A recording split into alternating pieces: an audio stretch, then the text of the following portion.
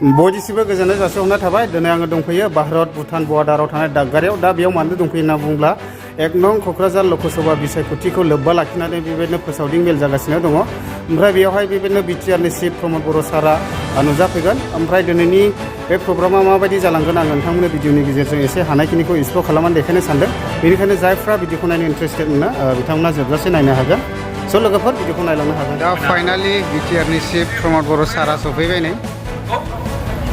ट्रेक्टरनि छबियाव गोसो खुसियै मथाम थाबायनानै 3 लाखनि बारा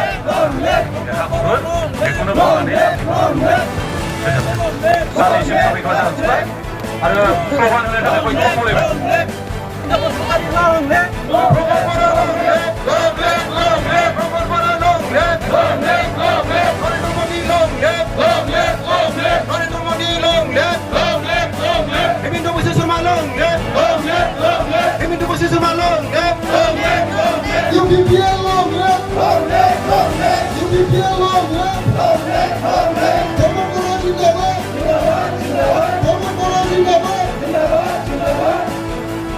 जोंनि बिजाथिया जयन्त बसुमतारी जी जयन्त बसुमतारी आमार सिद्रि समष्टिर एमएलए हिसाबे निर्बाचित হয়েছিলেন তেখেতে শান্ত কৃষ্ণ এটা সুস্থ মগজৰ এজন আমাৰ যুৱ নেতা হয় এই জয়ন্ত বসুমতাৰীকে আজি আমাৰ ইউপিপিএল বিজেপি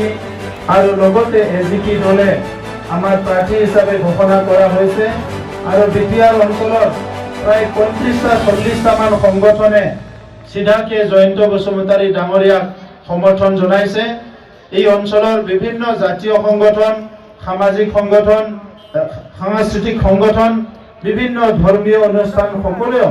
জয়ন্ত বসুমতাৰী ডাঙৰীয়াকে সহায় কৰিছে আৰু এই কাৰণে আগন্তুক নিৰ্বাচনত জয়ন্ত বসুমতাৰী ডাঙৰীয়াই বিপুল ভোটত জয় হ'বলৈ গৈ আছে এটো নিশ্চিত হৈছে नोंथांमोनाबो रेडि जाबाय ना भोट होनो रेडि जाबाय সকলো रेडि হৈছে ভোট দিবলৈ ক'ত দিব ভোটটো কি সবে ট্ৰেক্টৰ নাঙল আছে নে নাই নাঙল নাই নাঙল নহলেতো খামফা কান্দিব নহয় दा नायदो गोबांथार गुबुन गुबुन दोलोनिफ्राय लोब लोब बेबायदिनो इउपिपिएल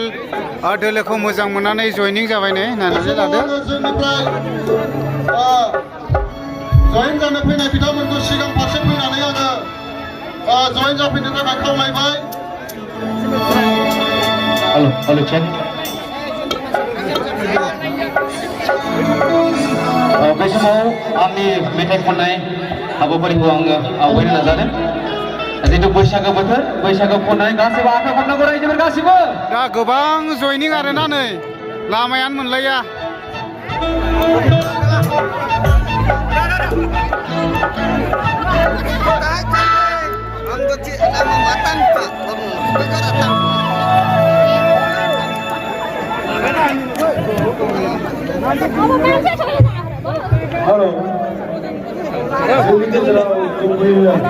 गोबां जयनिं आरोना नै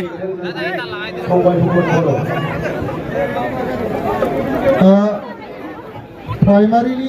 दैदेनगिरिफोरखौ खावलायहरबाय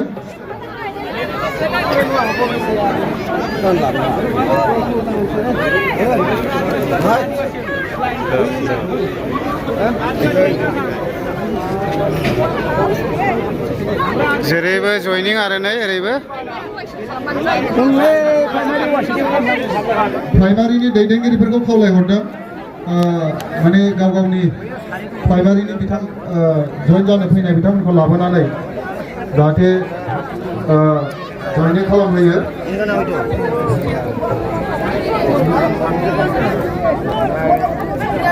दा नै गोबांथार जयनिं जाबाय आरो यानु अहिले भेट्नु चाहिँ लानु नि